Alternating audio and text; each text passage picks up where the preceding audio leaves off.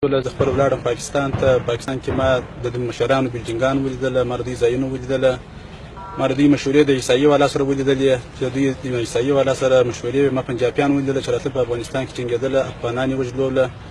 نو وروسته دا ماته معلومه شوله چې خبره د څه شي ده، خبره د پیسو ده، خبره د پاکستان ده، خبره د خپل بلجینګو د دولت ده.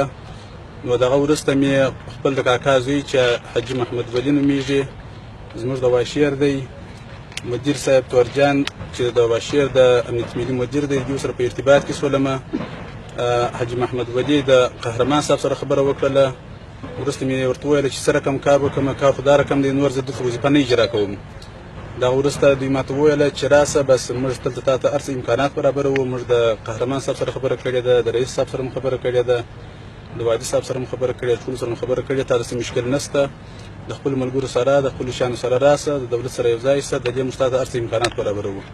نو موږ رالو پرون پر 1 بجه باندې د حاجي محمد ولي د سرګروپ چې کلیم جان نومیږي په د کمپنۍ سره د شورا واخوا دلته د ورسره یو ځای شولو.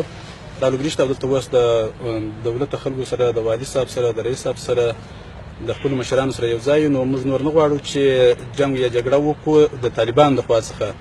د خپل افغانستان د خاورې د ناموس د خوندو مندو هر خدمت ته آماده یو، د خاورې دفاع کوو، په هر وخت کې کوو. چې هر رقم پر موږ باندې امیرین امر وکړي موږ اطاعت کوو، موږ قانون مراعاتوو.